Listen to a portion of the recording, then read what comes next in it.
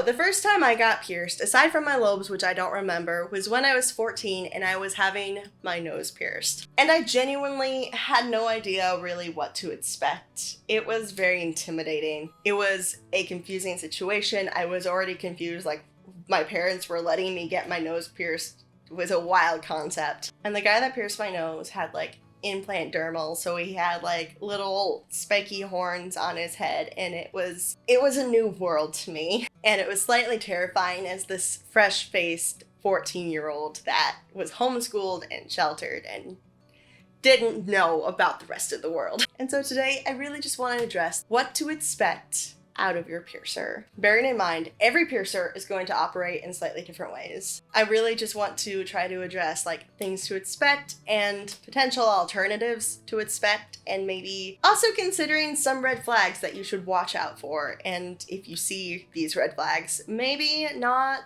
go there. What I'm not covering in this video is like what to look for before you choose a piercer. This is sort of assuming you've already chosen a piercer. With that in mind, you do need to verify how they operate. And by that, I mean, do they do walk-ins or appointments? Because the vibe is going to be slightly different depending on which route that they take. I've noticed in this sort of post-COVID world, more and more piercers have switched to being appointment only, which I do find to be a pretty nice model for being able to take time with a client. The thing that I love particularly about appointments is you know that that block is specifically for you. They have this sort of timed out so they know how long it's going to be. They will take up to that full amount of time with you. And it feels a little bit less rushed because things are already sort of pre-paced out because it's an appointment, opposed to a walk-in, which can feel a little bit more rushed, especially if it is busy. Now, of course, sometimes walk-ins are kind of dead, and so you come in and they can take like 3 hours with you because nobody else is there. But other times you might be one of like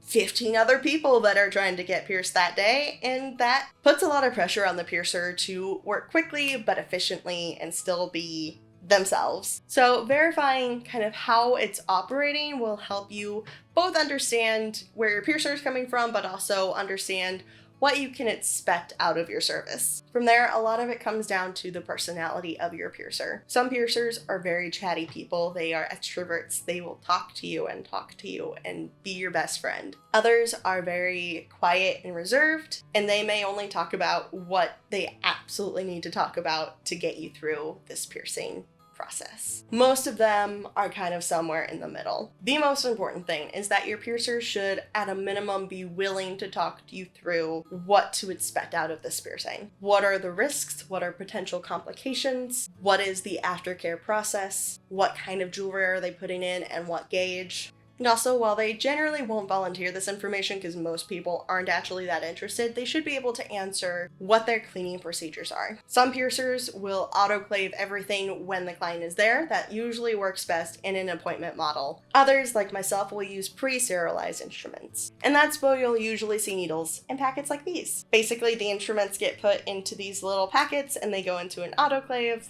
which sterilizes them. And they remain sterilized until the packet is opened. Sterilization does have an expiration date. These expired way back in 2020, which is why these are not in my shop. I especially like these packets because they do help to prove to my clients that this needle is only being used for them and everybody gets fresh needles. Which is another thing. Your piercer should only be using the needles that they're using on you, nobody else. I feel like it goes without saying that there are a lot of issues with using needles on multiple people. Generally, I don't show this packet to most of my clients because generally they don't want to see the needle more than they have to. However, if I was asked, I would be more than happy to show them the expiration date to know that the needle that they are going to be pierced with is not expired. So all of that said, let's talk about some red flags. The biggest piece of advice I can really give is to listen to your gut. If you do not feel comfortable in a piercing situation, if you feel like you're being pressured to do something you don't want to do,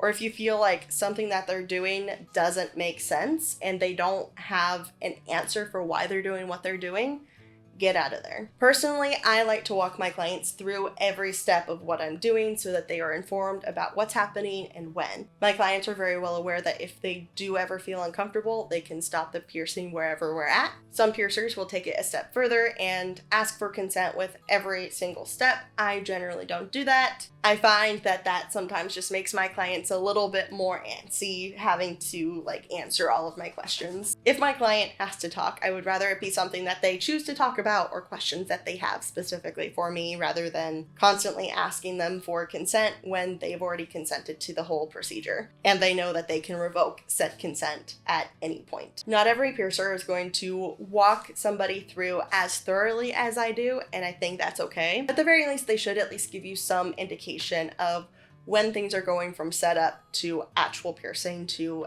aftercare kind of cleanup. Your piercer should treat you with basic human respect. Your piercer should be able to answer most of your questions. Obviously, if the piercer you're going to is an apprentice, they may not be able to answer all of your questions as thoroughly as a professional, experienced piercer can. And in the case of an apprentice, usually there will be an experienced piercer nearby that can help to sort of provide some backup. If your piercer is new and or an apprentice, they should alert you before the piercing begins. Ideally, they should give you the option to say no to being pierced by the apprentice. And ultimately, that choice is yours. I'll say that the biggest red flags to watch out for with piercers is when they start to be disrespectful and or go into kind of uncomfortable territory. This is especially important to watch out for when doing anything pretty much below the neck. Personally, I don't do any piercings below the belt, so I can't really talk about best protocols for below the belt piercings, but if we were to talk about, say, a nipple piercing, I make a point to talk through everything that I'm doing as I'm doing it from the moment that my client has disrobed. Wherever my hand goes, I talk about where my hand is going and why, whether it's for cleaning purposes or for marking purposes, or if I otherwise need to do movements and adjustments to get that part of the body ready to be pierced. I have seen multiple horror stories on the internet of people, particularly women,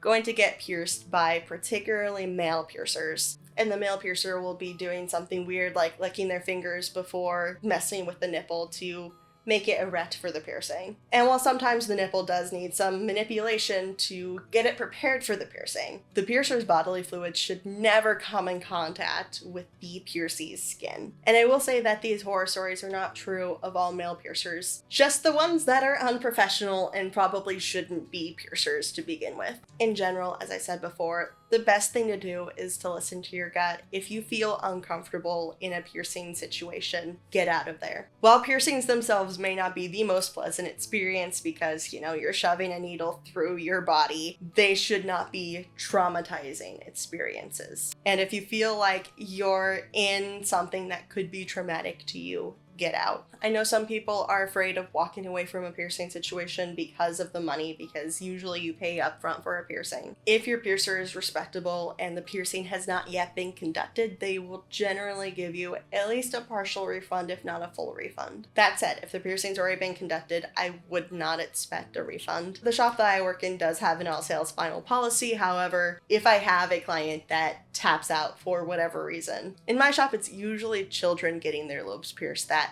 the parents will just be like, yeah, no, we're not doing this anymore. I'll give a refund. In my experience, being willing to give those refunds builds up trust, and those clients are more likely to come back at a later date. And I say that less to those of you that are interested in piercings and more to my fellow piercers that might be ready to hate comment on me because I'm like, give refunds! Ultimately, it all comes down to listen to your gut, and if you don't get a refund, take the L and go somewhere else. $100 is not worth you having a traumatic experience that will turn you off of piercings forever. Well, this video took a very serious turn. With all of that said, if you have any general questions that you would like me to try to address in a future video, sound off in the comments below. Keep in mind that if your question is very specific to you and your situation, it is best to get a hold of your piercer or a piercer in your area to kind of talk through what your situation is. Be sure to like this video if you enjoyed it, share it with your friends, and also subscribe so that you get a new video about piercings